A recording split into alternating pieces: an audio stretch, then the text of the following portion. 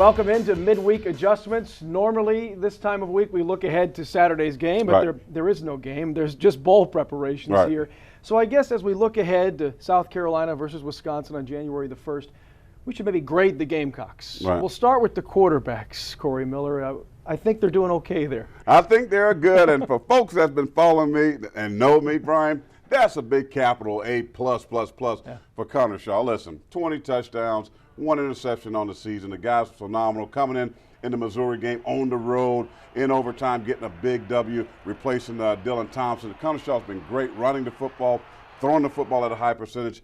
And then you got to give a good grade to Dylan Thompson for backup. So being a really quality backup. So he came in and did some good things. Yeah, when he comes in, he throws one pass, he throws one touchdown. Efficient. Best batting average you can have right there. How about this receiving corps? They don't get all that much publicity, but they do some good work. They really do, and I'll tell you, this is a group that I was really hard on in the beginning. Even Steve Spurrier Jr., I was very critical of this group. I didn't think they were progressing. But when you look at the player Bruce Ellington, back-to-back years leading this receiving corps in receptions. You look at Shaq Rowland, probably the biggest surprise, kind of came out of nowhere, finding himself, making big catches. Go back to that Clemson game and watch Shaq Rowland.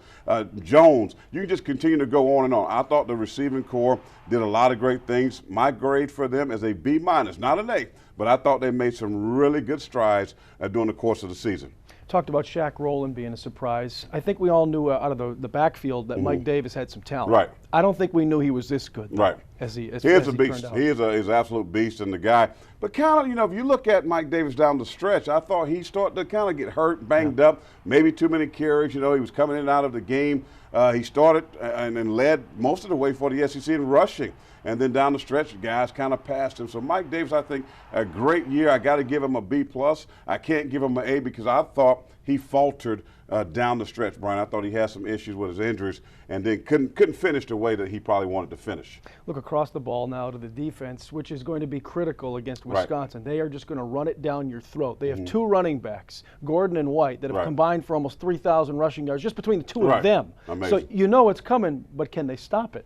Well, I go back again to the Clemson game, and I wonder why Chad Morris, who has a sharp pencil when it comes to offensive play calling, did not continue to run the football with McDowell because they were gashing the Gamecocks up the middle. Now, that's a question and a big problem for the Gamecocks against Wisconsin, as you alluded to, because here's the thing. Young linebackers, they got better. They got better in pass coverage. You see those guys making tackles, kind of on the perimeter. You see them making interceptions. But here's the problem. Running directly at them, they're not physical. They're not big enough, Brian. They're not strong enough.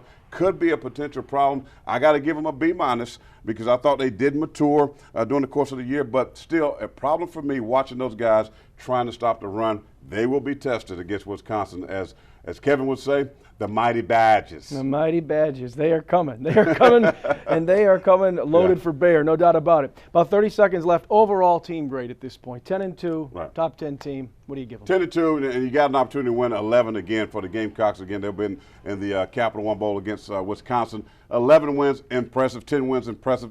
Didn't win the SEC East. Should have been Tennessee. Can I say it again? You should. I think we've all said it this week and last week. But I give them a B+. Really good season for the Gamecocks with a chance to cap it off with another 11-win season. Pretty impressive by the old ball coach. All right, 3 weeks to prepare for a very good Wisconsin team. So do not, anybody, do not ignore this team. They are a good ball club. That's going to do it for this week's edition of Midweek Adjustments.